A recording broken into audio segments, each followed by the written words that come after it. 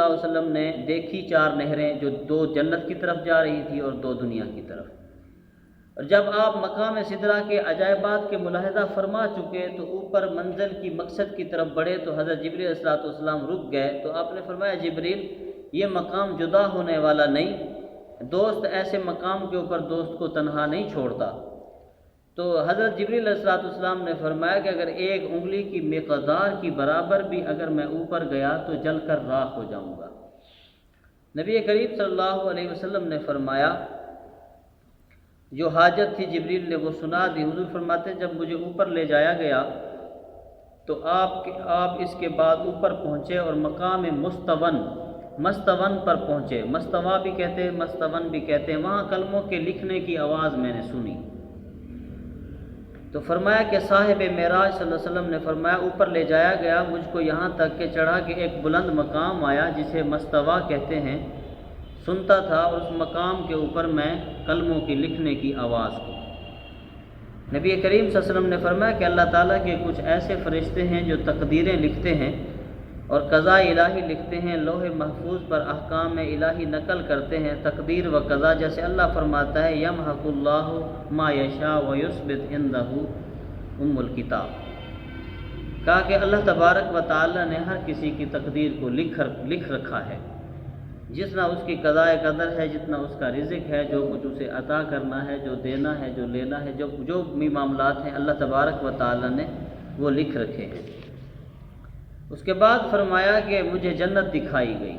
نبی کریم صلی اللہ علیہ وسلم فرمایا کہ میں نے پھر مجھے جب بہشت میں داخل کیا گیا میں نے موتیوں کے گنبد دیکھے۔ حضور فرماتے ہیں کہ اس کی مٹی جو ہے وہ مشک کی خوشبو دیتی تھی، اور یہ بھی فرمایا کہ کیا حقیقت وہ مشک و کستوری ہے اور بہت وہ خوشبودار تھی۔ ایک حدیث میں آیا کہ جنت کی خوشبو کی لپیٹ 500 سال کی راہ کی مسافت کے اوپر لپیٹتی ہے، اس کی خوشبو اتنی ہوتی ہے۔ اور بہقی میں حدیث ہے مذکور ہے کہ جنت کی سیر کے بعد حضور نبی کریم صلی اللہ علیہ وسلم کے سامنے دوزخ کو بھی رکھا گیا، اور دوزخ کا آقا دو عالم صلی اللہ علیہ وسلم اللہ تعالیٰ کا غضب میں نے دیکھا دوزخ کے اندر، اور اس غضب کو بھی دیکھا اور اللہ کے عذاب کو بھی میں نے دوزخ میں دیکھا اور اللہ کے انتقام کو بھی میں نے دیکھا۔ نبی کریم صلی اللہ علیہ وسلم نے فرمایا کہ اگر دوزخ کے اندر پتھر بھی ڈالے جائیں تو وہ بھی جل کر راکھ ہو جائیں، اور لوہا ڈالا جائے تو وہ بھی جل کر راکھ ہو جائے، وہ ایسی دہکتی ہوئی آگ تھی۔ اور نبی کریم صلی اللہ علیہ وسلم نے فرمایا کہ اس کے بعد مجھے عرش کے اوپر جیسے سدرہ کے اوپر میں قدم رکھتا ہوں تو میرا براق بھی ٹھہر گیا اور جبریل امین بھی ٹھہر گیا۔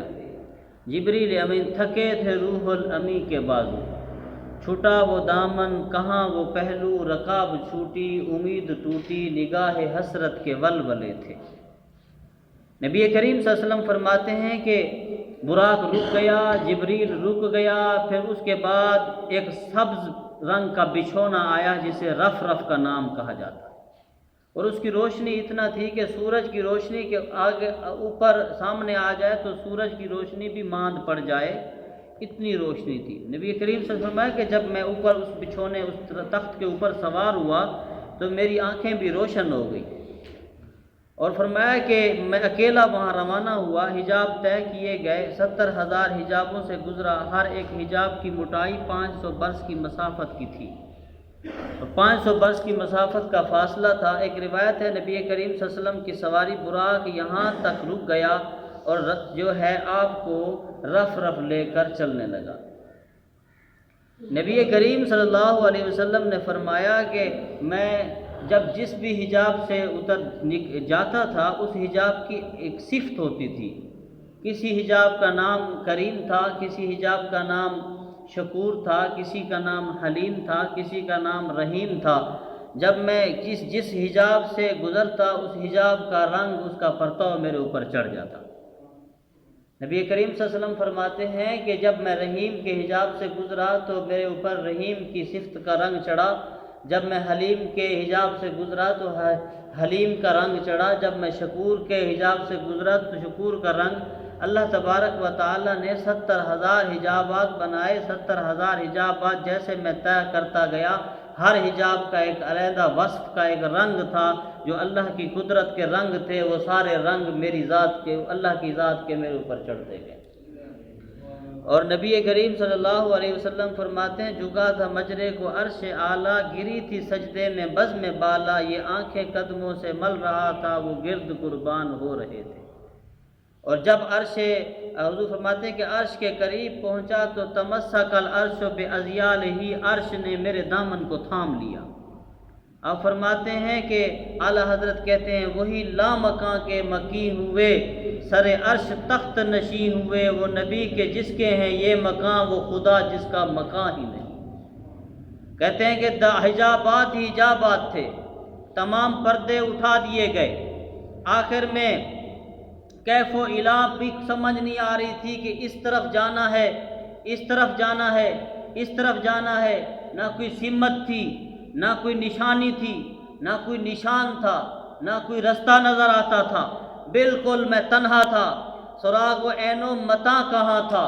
نشان کیف و الا کہاں تھا، نہ کوئی ساتھی، نہ کوئی راہی، نہ سنگ منزل، نہ مرحلے تھے۔ اور اس وقت اللہ تبارک و تعالیٰ کی ذات کی طرف سے آواز آ رہی تھی، ادن منی یا احمد، ادن منی یا محمد، قریب آ اے میرے محمد، قریب آ اے میرے محمد۔ کہا کہ ثم دنا، قرآن کہتا ہے پھر وہ میں قریب ہوا، حضور فرماتے ہیں میں قریب ہوا یا وہ قریب ہوا، اسی کے مقابلے میں بات ہے۔ ثم دنا، وہ قریب ہوا، فتدلی، پھر وہ اور قریب ہوا، فکان قاب قوسین او ادنا، پھر وہ اتنا قریب ہو گئے جیسے دو کمانوں کا فاصلہ ہوتا ہے، ایسے کمان بنتی ہے، اس طرف بھی کمان ہو اس طرف بھی کمان ہو، یعنی تقریباً 2 فٹ یا 1 گز یا 3 فٹ کا فاصلہ باقی رہا۔ پھر کہا او ادنا، اس سے بھی کم ہو گیا۔ کہا کہ اٹھے جو کسرے دنا کے پردے، کوئی خبر دے تو کیا خبر دے، وہاں تو جا ہی نہیں دوئی کی، نہ کہہ کے وہ بھی نہ تھے ارے تھے، خرت سے کہہ دو کہ سر جھکا لے، وہاں سے گزرنے والے پڑے ہیں یہاں خود جہد کو لالے، کسے بتائیں کدھر گئے تھے،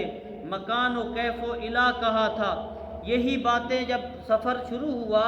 تو محبت بھری آواز آتی تھی، ادن منی، اور قریب آئیے، ادن منی، اور قریب آئیے۔ حضور فرماتے ہیں میں بڑھتا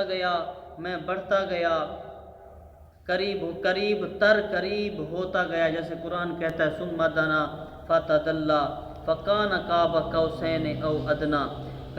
آواز آتی گئی، قریب آتا گیا، بڑھ اے محمد،